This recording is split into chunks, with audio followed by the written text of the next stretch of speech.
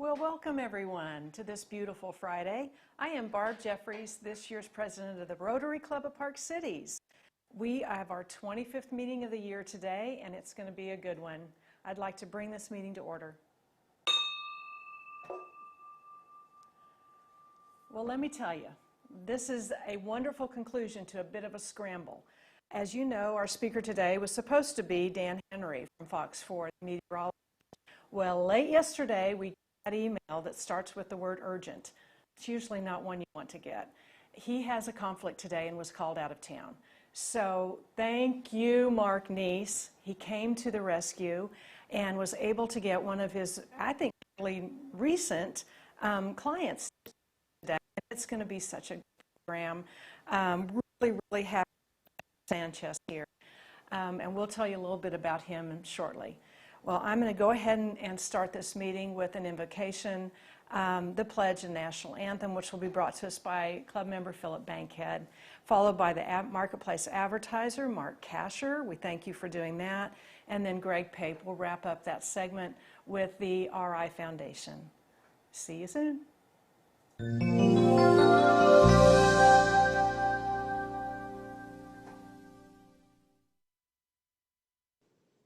Let us pray. Dear Lord, we thank you for this blessed nation and for our time and place in it. We pray that although we are a diverse society, you enable us to seek the common beliefs and ideals that connect us, rather than the things that divide us. In this continued period of separation, we know you are with us. Help us focus not on what we cannot do, but rather the opportunities that you prepared for us. We ask that you bless the leadership and the members of this Rotary Club and guide us in staying true to our principles of truth, fairness, and goodwill, so that we may be a positive force in our community, our nation, and in the world. We pray these things in your holy name. Amen. And now, if you will join me in reciting the Pledge of Allegiance. I pledge allegiance to the flag of the United States of America and to the republic for which it stands, one nation under God, indivisible, with liberty and justice for all. And now the National Anthem performed by Ian Mudge Band.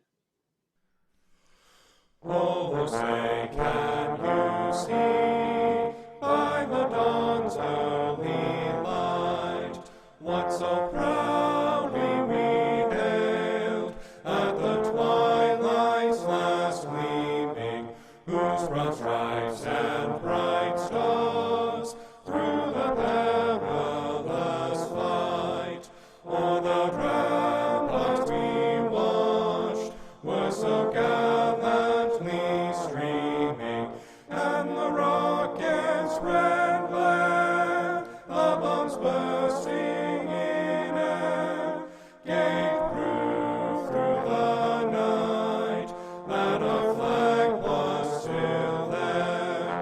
Oh, say does that star-spangled banner yet wave o'er the land of the free and the home of the brave?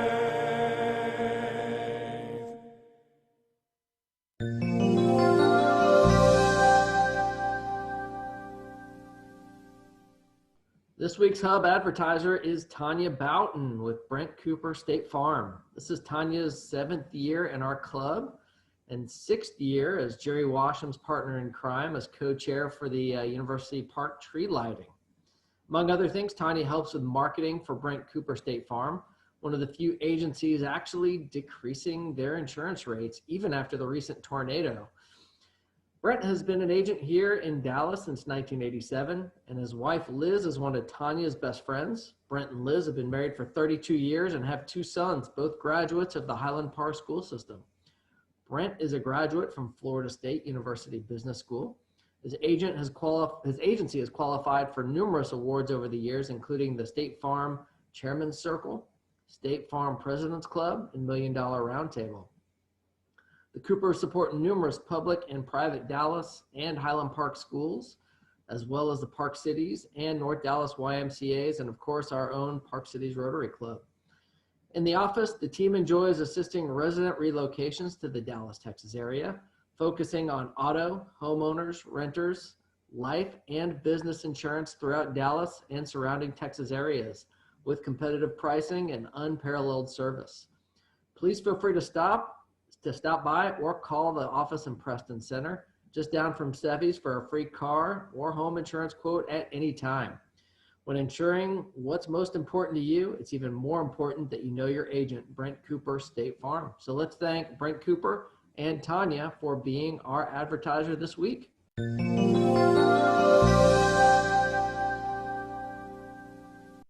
This is Greg Pate, giving a report on the Rotary International Foundation. The foundation receives its highest rating from Charity Navigator for the 13th consecutive year. That's 4 stars. This is an independent evaluator of charities in the United States. And it earns this recognition for adhering to the sector best practices and executing its mission in a financially efficient way. Only 1% of the organizations Charity Navigator evaluates have received 13 consecutive 4-star evaluations. That's our foundation, the Rotary International Foundation. Last year, the Rotary Foundation donated $7 million towards COVID-19 relief projects worldwide. They raised last fiscal year $408 million among us Rotarians, $1.2 million in over 35,000 Rotary clubs. And on our local level, there have been so far since July 1, 45 contributors for $19,320 in contributions. Those contributions going towards the 6 areas of focus: promoting peace, fighting disease, providing clean water, saving mothers and children, supporting education, and growing local economies. That is our dynamic Rotary Foundation. Thank you.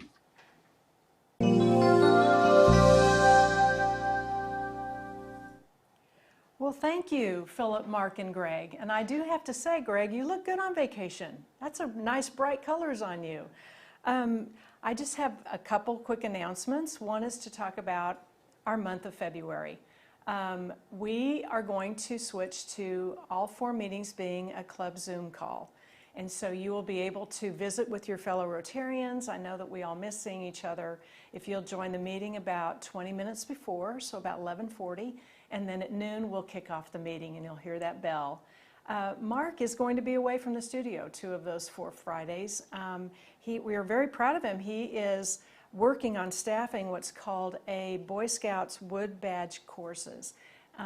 Very prestigious in that organization. And so Mark not only gives his time to Rotary, but he certainly gives a lot of time to the Boy Scouts as well.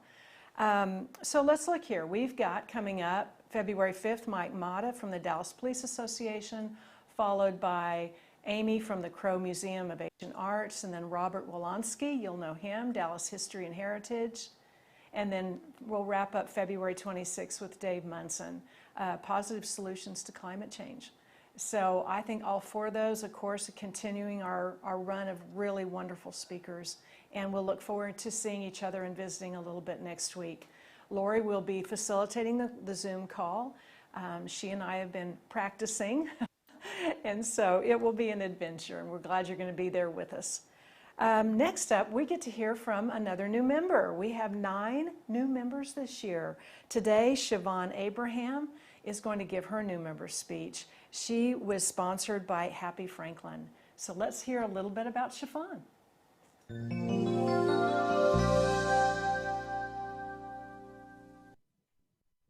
Well, good afternoon, everybody. I'm Siobhan Abraham, and my sponsor is Happy Franklin. I'm very happy to be here. Look forward to get to knowing everybody. A little bit about me. The first thing you'll notice is that I have an unusual name. Siobhan is an Irish name. It means Joan. And I actually was born in Northern Ireland, and my family emigrated here to Texas whenever I was a teenager. Even though I have left and lived in many other places, I keep coming back to Texas because my family is here. And I actually went to high school in Carrollton. I went to R.L. Turner High School. So I'm very familiar with Dallas area. And it's actually very exciting to see the changes that are happening here in the city. It's become a wonderful cosmopolitan place to live. I actually live in Turtle Creek. I'm single, and usually I am very active and like to travel. Of course, I'm grounded just like everybody else. So have been trying to explore some of the national parks. My other interests are really doing anything outside. I like camping, gardening, cultural stuff, museums, arts. So Dallas is actually just a great place for me. Professionally, I have a nursing background. I have a bachelor's in nursing from Texas Women's University. I have a master's in community health nursing from the University of Washington in Seattle. And I lived up in the Pacific Northwest for several years. When I was actually working as an RN, I worked in emergency rooms, labor and deliveries. I was a travel nurse for a period of time, so I was able to travel and live all over the country and able to take advantage of a lot of the interesting opportunities that being a nurse and being in demand affords. After I finished graduate school, I started to take on more administrative roles in healthcare, and eventually I moved all the way over to the corporate side. I currently work for a small management consulting firm in Las Colinas. It's called Theo Executive Group, and we provide organizational behavior services primarily to healthcare clients. In addition to working, well, I usually would be traveling, but we're not traveling, so what better time to be in graduate school again. So I'm actually working on a general MBA at Texas Women's University, and I'll be finished in the summer. I'm also a member of the Texas Nursing Association. I'm an active volunteer with a program there. It's called the Texas Peer Assistance Program. Provide mentoring and emotional support to nurses who are struggling with mental health, substance abuse, and are trying to get their lives back on track and get back into nursing. So I'm actively involved in that program. And I'm also a member of the Dallas Junior League. I'm a sustainer.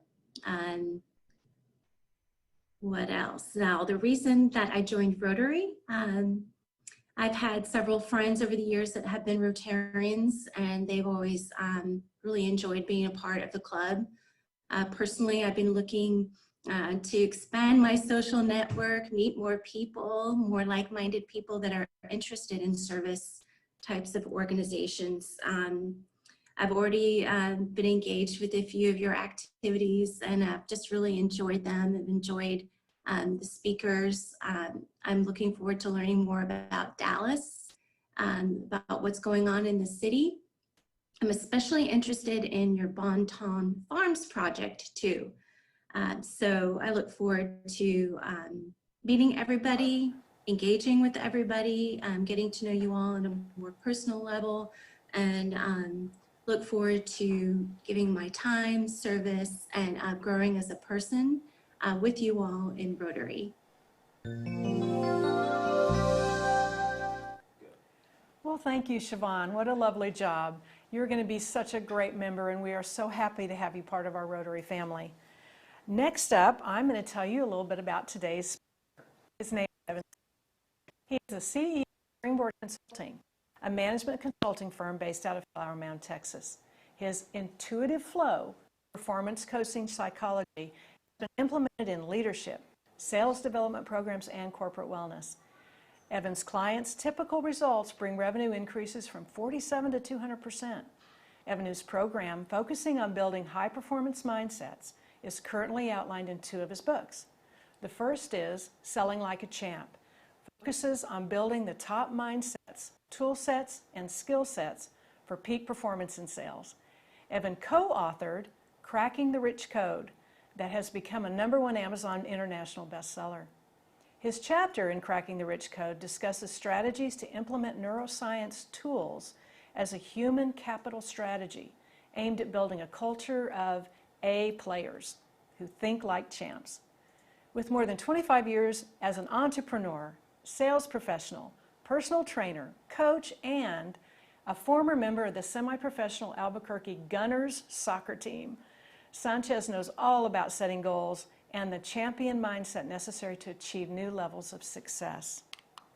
In addition to a bachelor's degree with a special study in sports psychology from Texas Tech, go Raiders, and the University of North Texas, he's been the owner or co-owner of 4 successful businesses, senior consultant with the global consulting firm Kepner Trigo, Endeavor Management, sales manager within the Fortune 500, and a sales director at the Dallas Business Journal. Evan has been a featured author and co-host on C-Suite TV, and he has just launched Springboard Your Business TV and the Springboard Your Biz community in partnership with our own Mark Neese here at SyncLab Media. That's a lot of exciting stuff going on there. Evan lives with his wife and 3 children in Flower Mound, Texas. Well, I'd like to welcome Evan to the set. All right. All Thank you so right. much. Thank you Welcome. so much. Absolutely. Well, thank you for that great introduction. I'm going to go ahead and remove my mask, and this mask is really the whole reason why we're here today. You know, 2020 was really an adjustment for everyone, and we're starting out 2021 talking about what can we do as leaders to try to break through all of the noise, right? To break through what I'm calling the craposphere. Because in 2021, we're all having to deal with being more agile, having to deal with COVID or whatever the next work from home initiative may be, or whatever the next kind of emergency might be, right? We're not able to do things the way that we used to do. So we started talking about, you know, what can we do to bring more value in 2021 in a different way. Springboard Your Biz TV was born. And out of Springboard Your Biz TV, we thought, you know what, everyone's going to need to know how to use video, how to adopt digital marketing. You know, it's no longer one of those things where you should start thinking about it. It's like you have to take action and start thinking about that. So we partnered up with SyncLab Media, and we started SpringboardYourBiz.com as well. So we're doing some things and changing some things up to try to get adjusted to this new 2020 environment. And then I believe there was supposed to be a meteorologist here today. And evidently, he got caught up in the craposphere. So now you get me, Evan Sanchez. So glad to join you. Let's talk a little bit more about how we can help you springboard your performance. How does that sound? All right, so when we start talking about, you know, what do we do, right? So many people say, Evan, what exactly does a management consultant do? The answer is usually it depends, because I have to learn a little bit more about their industry, a little bit more about their business, and then hear some of the things that they might be struggling with in order to figure out what I can do for them. Typically, it's usually around people, process, technology, some type of change management, right? Because we're always having to deal with change. Change, communication, and growth, or lack thereof, really are the primary areas of concern for most business owners. However, it does change based upon where you are in business. One thing that remains constant is stress. And so I want to talk a little bit about stress today. I want to talk a little bit about how to take care of yourself and manage a positive mental attitude, as well as provide mental strength or some tools for you to stay in the growth mode.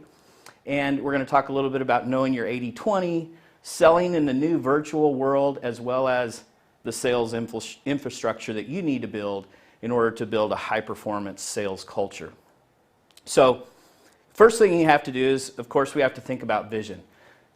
Some people like to think about vision, you know, where do we want to be in 10 years? Some people 5 years, some people 3 years, you know, all the way down to 1. And then we usually help our clients break those down into quarterly, monthly goals so that we can start mapping out what they're going to do.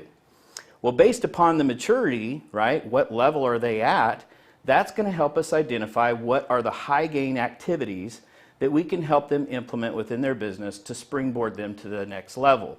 So level 1 is inception. That's for your startups, you know, the people that are just trying to get some traction going in their business.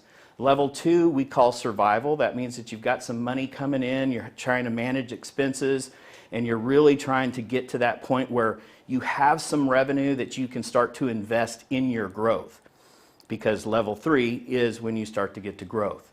Growth is typically where we see organizations working with 8 to 10 employees, and you know they've got some extra revenue and they're starting to have some cultural issues pop up.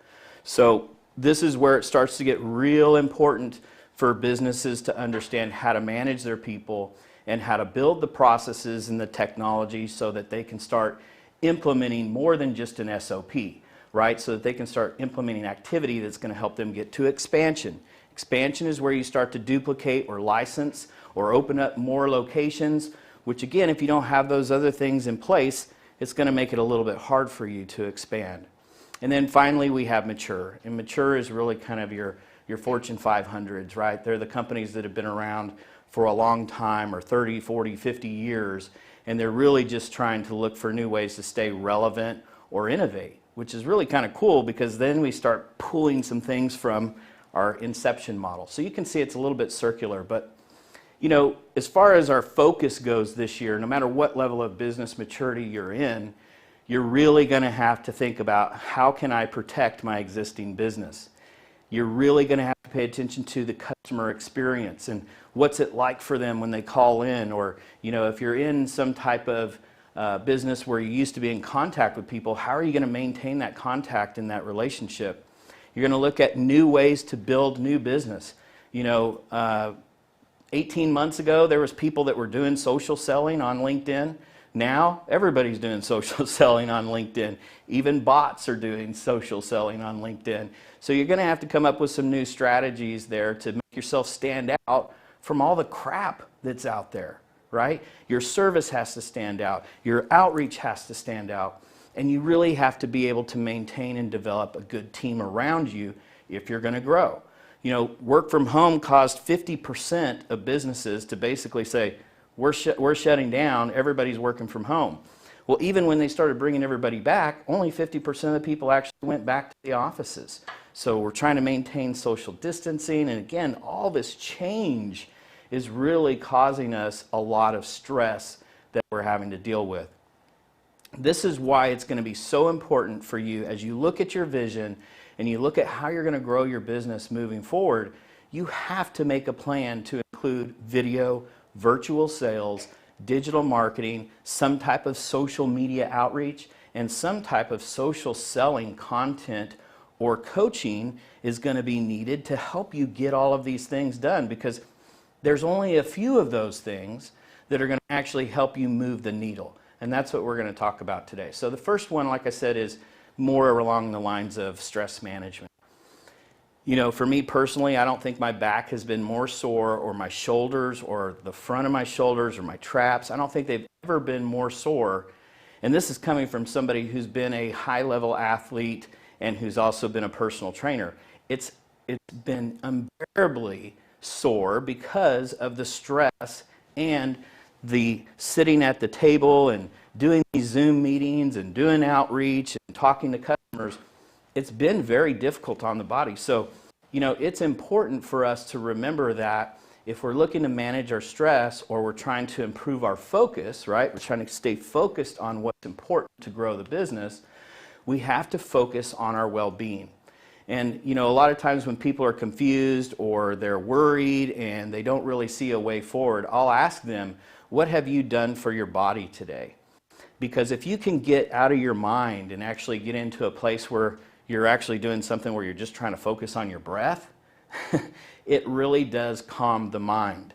Not only does it calm the mind, but it also improves your anaerobic, your aerobic, and also then if we can start working on your nutrition, we can start to help you manage your energy. And when you start to manage your energy in more positive ways, not only are you able to go out and do the work and to service your customers, but it also helps to provide an internal climate of stability and create some emotional well-being, right? Because the more energy I have, the more confident I'm going to feel versus, when I'm low energy and I may be feeling a little bit defeated. The other thing is the more, in shape I am, or the better I am as far as health-wise, I'm also going to be able to manage my emotions a little bit better, so that when those high stress instances come up, when somebody can't make an event, or now you're going to have to shelter in place for 2 weeks because your significant other or your child got quarantined because they were close to somebody who was sick, it's going to happen, and we've got to be able to build that internal stability and to manage the stress through taking care of the body and then helping to manage our emotions in a better way so that ultimately we can focus, right? It's all about owner focus. It's all about focusing on your growth.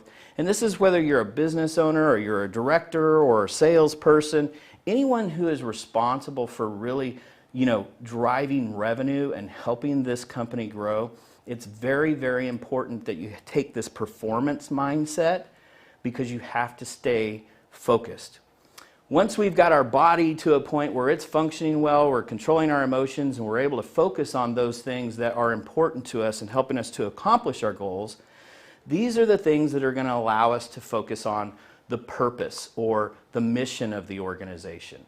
And so, people, when I talk about the body and the mind and the body and I get to the spiritual connection, that can mean a lot of different things for many people, but bottom line is the way that we kind of help everybody connect with it in the same way as we talk about purpose, motivation, and perseverance. So if you find yourself procrastinating or you find yourself losing motivation, you really got to question your purpose. And if you've done all of the other things and you're still having some, energy or lack of focus issues, you really do, again, need to start back at the body. And I'm not the only one that says this. This is actually some very smart sports psychologists who put this model together. Jim Lohr and Tony Schwartz, they wrote a book called It's All About Managing Energy, Not Time. So once you manage your energy, you can start to control your stress levels, and you can start to perform even in the worst of environments, even in the craposphere that we're going to have in 2021. So, the last piece of this is trying to establish rituals and rhythms. Be sure to build in times where you break. If you're in a call or you're in a meeting and it's, you've been focused on something for 90 minutes, it's really good to take at least a 15-minute break versus sitting on a call for 2 hours or 3 hours, because what that's going to do, it's going to eat up your energy and your focus later on during the day. So another best practice sometimes is just getting up every 50 minutes, getting up out of your chair. I know I've had to do this and roll my shoulders back, roll my shoulders forward, move my neck around, just so that I can loosen up some of that stress and some of that tension so that I can focus, so that I can grow the business.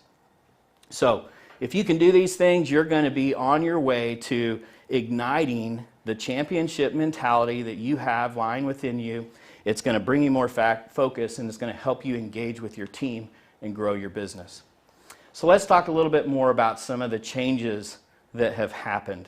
I tell people now is the time to recognize that when somebody goes to buy something, this phone was being used.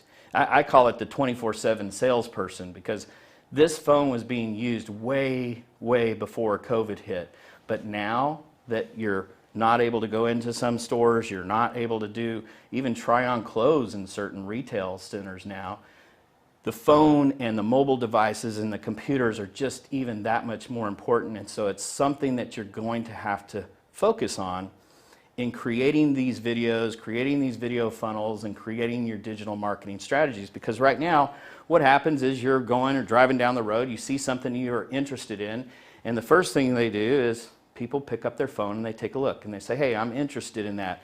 I wonder who else has that. Or maybe you're looking for a restaurant. You want to see, what it is that's in the area, right? This is kind of the new guide for people to get what they want and get more educated on what they want. The buyer now is so much more educated. I mean, look at it. We've got access to cars now with Lyft and Uber, and you've got Amazon that's putting retail out of business. You have to have a mobile strategy. and you have to engage in working with Google so that you can leverage your 24/7 salesperson. The next part of this strategy is that, now not only can they buy something or purchase something from the phone, but then they can also offer feedback. So when I talked a little bit earlier about the need to really focus on your customer experience and with your existing customers, that's why, right? You don't want to have a reputation out on the web of having bad service. Because if you've invested money in SEO and you've even invested money in Google AdWords and you have bad reputation or bad information about your service or your product on the web, you're actually wasting all of those dollars, and all those dollars are going to your competition. So it's very, very important that you consider all of these key elements when you're thinking about your sales and marketing stack moving forward as we sell into 2021 in the future. First of all, like I said, you want to be sure that you're looking at your SEO and how you're ranking inside of Google. How are you pulling up when somebody's typing in a keyword that has to do with your business or service? If you're not really ranking that high, I encourage you to work on keywords and SEO, but you also need to work on the other side of the coin, which is advertising. And the advertising is actually fairly affordable. And if you have both of those things going at the same time, it's actually going to help you bring more visibility to your products and services and the content that's going to help that buyer make the decision to work with you. So it's not just SEO or advertising, it's both. You need to do both moving forward. You also need to pay attention to the reviews and have some type of monitoring service where you're going in and you're looking at it, and if you see a review, you need to respond to that, take some type of action, because even with brands and brand awareness and brand strategies, the advocates, right, the people that usually become a brand advocate, a lot of times statistics will show they were once upset customers who were dealt with in a positive way, and then they go back and they start telling everybody about how great you are because you've gone back and you actually listened to them, and then you're able to resolve an issue or repair the relationship. You need to think about that when you think about these social media outlets and the conversations that are taking place and the reviews and things like that. That is going to be key to helping your social media and digital media strategy actually work. Now, why do you do all this? Well, because it's all marketing. Like I said, people are picking up the phone and they're wanting to know what to do. How did I make this purchase? How do I educate myself? How do I get the best deal? Well, once you've taken care of all these pieces, the whole goal is to drive them back to your website. Your website is really going to be the hub to help you drive this traffic. Now, what I see, the biggest mistakes I see is that people will leave their website and they'll have a bunch of different tools, or they'll say, oh yeah, I'm getting traffic to the website, and I'll say, okay, what's converting? And they don't know because they don't have one place for somebody to take action. When people come to the website, it's kind of like when they're purchasing something and they're looking in a paper. There's only about 3% of the people that come to your website that are ready to buy. The other 97 are browsing, unless you have some remarkable offer that just piques their interest and gets them to take action. So you need to think about that, right? I need to have an offer that's compelling enough to get them to take action in some way, even if they're not a now buyer. So you still need to have the contact us number, or you still need to call us for a free consultation. You need to have those two call to actions, but you really need to have something more for the not now buyer. When you do this, you're going to be able to create leads, right? And these leads are going to need to be stored in some type of CRM. It doesn't matter whether it's your Excel spreadsheet, whether it's Microsoft Outlook, or maybe you're investing into Dynamics or Salesforce or some other CRM out there.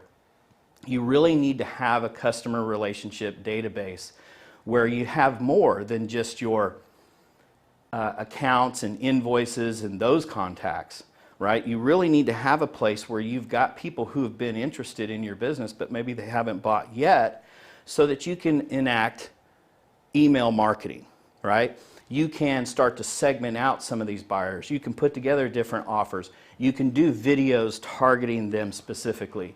You can look at digital media targets that have to do with some of the social media like Facebook and things like that, where you can go in and kind of pick out the persona and the age group and how you want to dial into reaching those people. You're going to have these video funnels like never before, like never before. Most of the time, you know, when I go in to work with companies, a lot of small and medium-sized companies, I work with the sales team or the sales leader, they're like, you know, I've got the guy's name or the girl's name and I've got their email, but there's no phone number. Or they've got the phone number and the name, but no email. These CRM systems are equipped to be able to have and utilize some of their artificial intelligence to help you gather those things and connect social media and connect outside emails and other things to make your life easier. But you really have to look into the right one for your business. And I'm telling you, this whole marketing stack is going to be crucial to your business in 2021.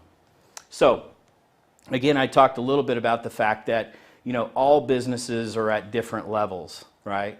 So when I talk to these businesses who are more kind of in the startup and inception and survival mode, I talk to them a little bit differently because they're not managing the staff. They don't have as many of the leadership pieces, but they still need to figure out, in order to cut through all the noise and in order to cut through all the crap and the, you know, the fires and everything that kind of bombards them and takes away their time, they need to figure out how to be intentional and cut through that noise and find out what their 80-20 is.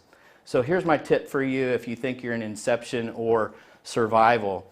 In order to cut through the noise and focus on your 80-20, it's 20% of what you do every day that generates 80% of your revenue.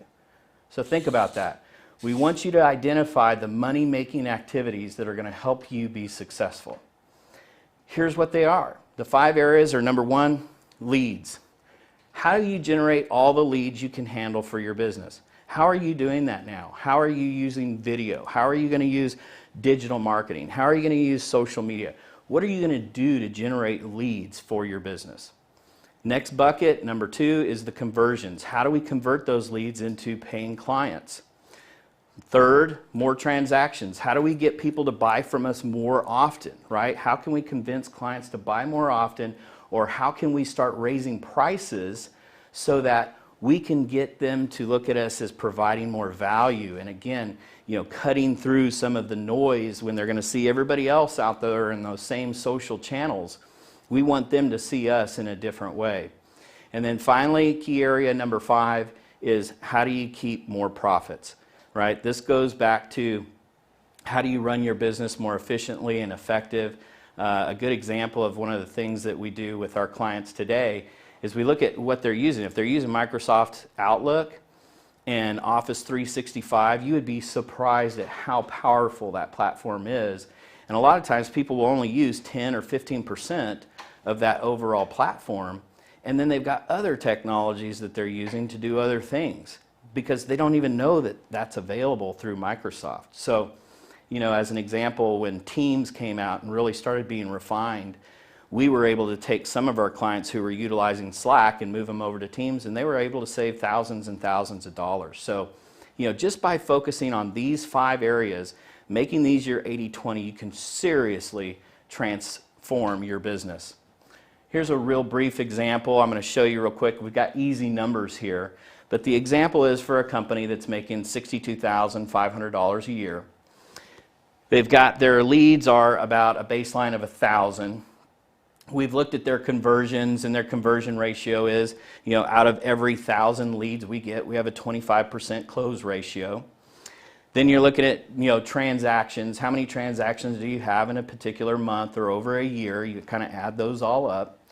You look at higher prices, you know, what's the price or the average cost or the average sale, right? The average deal size. We want to know that number.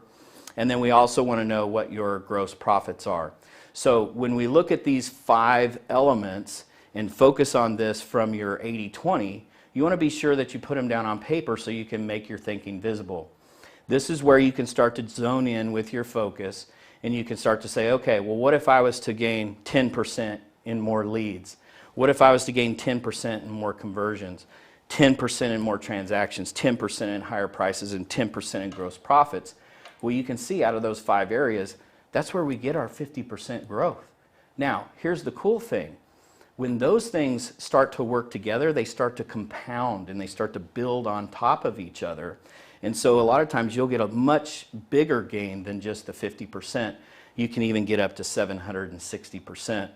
In this example, it kind of shows how just increasing each one of those 5 areas took a business from $62,500 a year to $100,000. Now, if you want to forecast a little bit further out, right, we're looking further in the future, what if we were to grow by 50%? You can see that business that went to $100,000 now is going to $475,000. So again, this is where your focus should be. I hope this helps you cut through some of the noise if you're in inception and survival. So let's talk a little bit more about those that are more in the growth, expansion, and mature side of things. This is really where leadership starts to play. I'm not saying that you don't need strong leadership in the other areas. I'm just saying that this is where culture really starts to come into play. And it's even more important that you start to join the MTV generation, is what I like to say, but it's really more of make your thinking visible, right? So how can we think differently and then communicate that thinking so that we can start to lead others better? Best way to do that is typically to do some type of SWOT analysis. Most of you have heard of that before. We're going to look at our strengths, our weaknesses, our opportunities, and our threats. And then we're going to take a bit of a current state. So where are we today and where do we want to go? We take a look at that, and based upon the time frame that we've chosen, we're going to revisit our mission. You need to revisit your mission every single year. It needs to state what you do and for whom, right? In some areas, some people call it the purpose. Those two names can be interchangeable, but we're talking about what it is that you do and for whom. Next, you're going to have a vision. Vision statement should say a place that you want to go to, state a place that you want to be that is better in significant ways than what exists today. And a vision is not just about putting it on the wall and making it look pretty. The vision is really what the leader needs to be talking about on a day-to-day basis. It's the thing that they need to be communicating so that they can get people engaged. Remember, I was talking about that energy and building a positive, focused mindset in the very beginning. When the leaders are able to do this, it's the engagement of the people that helps the company to grow. So you have to be clear on the vision. And when you see inaction, you know that your vision is not clear or it's not being communicated properly, or that maybe you as a leader have some negative energy or you're dealing with too much stress and you're not able to project it correctly. Next, you have to have your values in line. We have to be able to state behaviorally what we're going to be and who we want to be in next year or 3 years from now, or even how we're going to behave and how we're going to treat each other in the company. These are all drivers of performance. Most people think about goals, especially in the inception and survival, but when you start getting into growth mode and you start dealing with people and 10, 15, 20, 30 people, you really have a lot more to do around the culture work than just talk about goals. Goals are still important. Again, these should be your future state elements. And if you don't have your goals set, you really need to be thinking about, okay, what I mean by that is there's people that sometimes just kind of do their best. They say, I'm going to do my best. And I kind of cut through that and say, well, trying isn't necessarily succeeding. And I know that that can seem harsh, but it's the truth. You really have to be able to set some goals in place and then be able to measure so that you can modify. Now, when we talk about setting goals with companies, it may be X amount of revenue from existing business, X amount of profit shares. What is the goal of the business? What are they trying to accomplish as far as making money, right? But then there's objectives underneath those that need to be more clearly defined. If you haven't ever done this, which I see a lot, you can go back to the 5 that we talked about earlier. You can make those your objectives. Once you've got your goals and you've got your objectives set, you also want to ask yourself, are these qualitative and quantitative? So There's usually the number goals that are quantitative, but you also need to have some type of quality or some type of behavioral change or some type of people development objective inside of those objectives. Because again, it's all about dealing with people. It's all about servicing your people so that they can go out and spread the good news about your product or service. When you get down to your strategic elements, this is really where, I partnered with SyncLab, because you really have to think about video and the digital marketing and in these strategic elements for your business. What are you going to do when it comes to the sales process? How are you going to add video? What are you going to do when it comes to your internal communications? Are you going to do it with Zoom? Are you going to record? How are you going to keep track of deals? How are you going to keep track of your different salespeople and where you're deploying them to, the different markets? Do we know if certain messaging or marketing is actually working as far as the customer segmentation areas? And then finally, you have to have some type of plan for training and development. I can't think of one of those 5 areas that does not need to change or that does not need your focus as a leader and an owner in order to help get you or springboard you to the next level in 2021. Then finally, after you've got your strategic elements mapped out, you can start talking about tactics. And this is usually where people start, right? We did all of this other work to help get the culture aligned and engaged so we can get them ready for growth and expansion. And in the tactical areas, this is where we start talking about webinars, how many calls you're going to make, what are we going to do to get in front of people, what's the events that we're going to attend. Those are the tactics that are going to help. When you pull all these pieces together in the sales world, or what we call sales culture engineering, it's the measuring and the monitoring of these strategic elements and tactical elements that are typically done within your CRM. And they're typically done in a way that you can provide coaching and feedback and reviews and really help to build your team up and springboard your business to the next level. So I've enjoyed, presenting this to you today. I hope that this has helped you in many, many ways, regardless of what stage of business you're in. And I hope that you can also join us at Springboard Your Biz TV on YouTube or even at springboardyourbiz.com, where right now we have an offer for the first 50 people to join our community. We just launched this yesterday. The first 50 to join are absolutely free.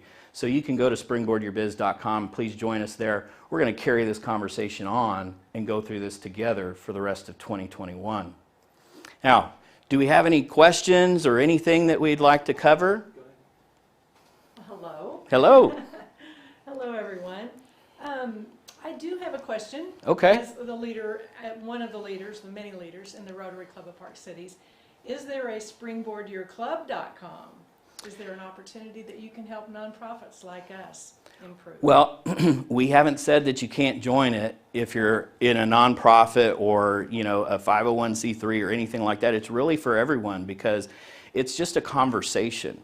Mm-hmm. When Mark and I met and we talked a little bit about the vision for it, the idea was that we have, essentially it's a business model that is Springboard Your Biz. And so there's all these high gain steps for each one of what we call performance springboards based upon the maturity level. Okay.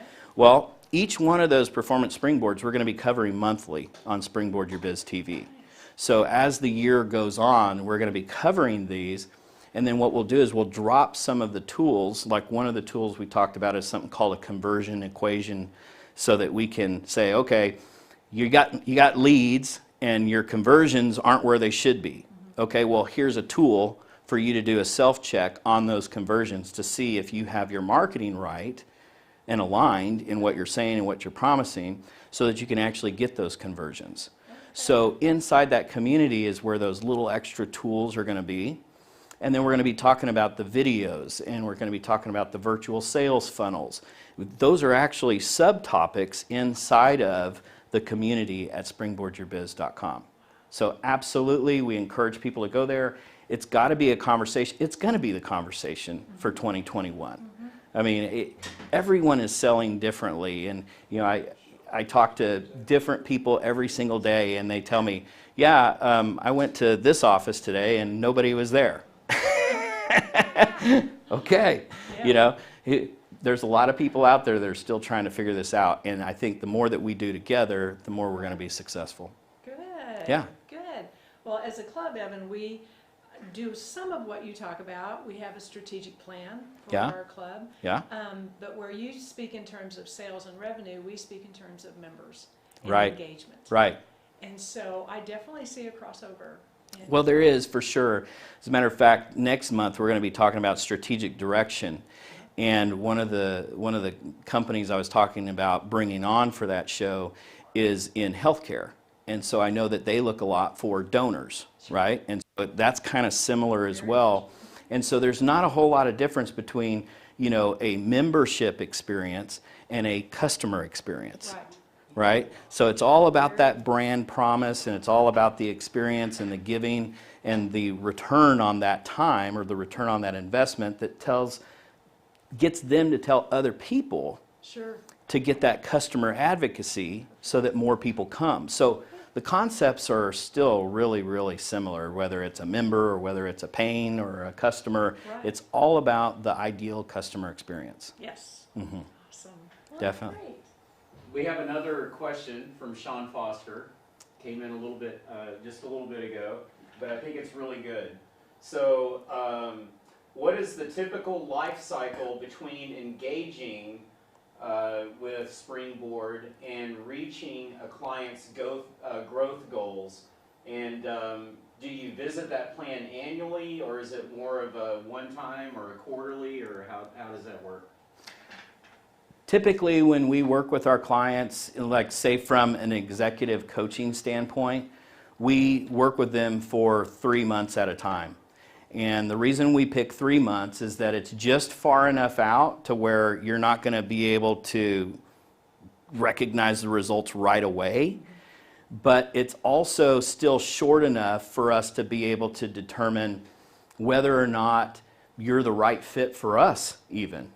And so not only do we do that for individuals one-on-one and when we set up our coaching programs, but we also do that for companies. So for instance, if you work with Springboard Consulting, a lot of times we will not sign up and work with you for a year or 2 years or 3 years.